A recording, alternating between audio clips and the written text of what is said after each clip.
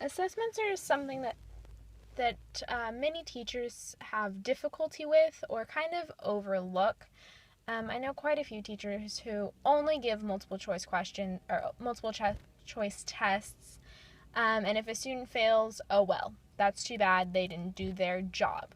But sometimes it's the teachers who aren't necessarily doing their job, not because they don't want to or whatever it may be, but sometimes our teaching techniques just aren't going to reach everyone, and that's okay.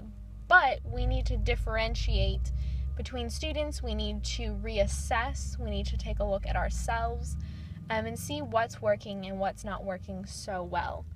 And you want to make sure that your tests are not just a means of saying, all right, I tested, we're moving on. But you want to see that they fully understand. And sometimes that understanding may not come across on a test. And that's when projects are really helpful, or just conversation about the subject can be really helpful. And that's important. Recently in my own classroom, I gave a class a grammar test, and leading up to the test, they seemed as though they understood the information, and I was excited. I thought they were going to do great. Day of the test comes, they take their test, I grade the test, and the majority of the class failed. And that was a real shock to me. And I had to see, was it the information that they weren't understanding? Was it the test and the way in which I wrote it that was difficult? What was it?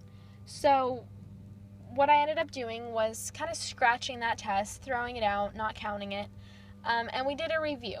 And from this review, I could tell who knew what areas of the material were stronger than others, and we just really refocused.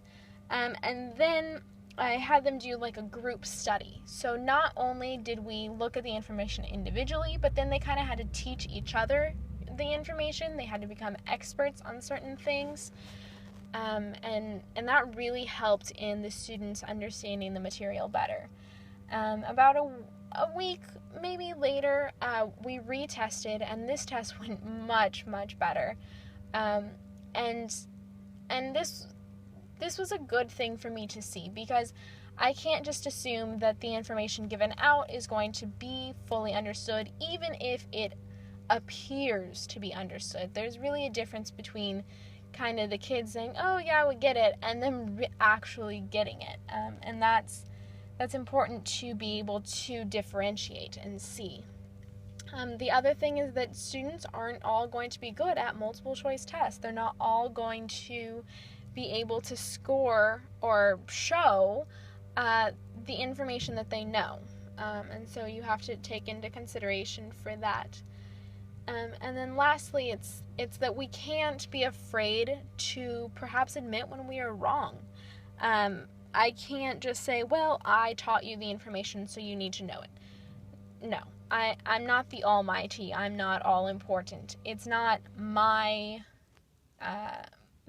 ego that should be on the line at all. I need to be humble enough to say, all right, you didn't get it.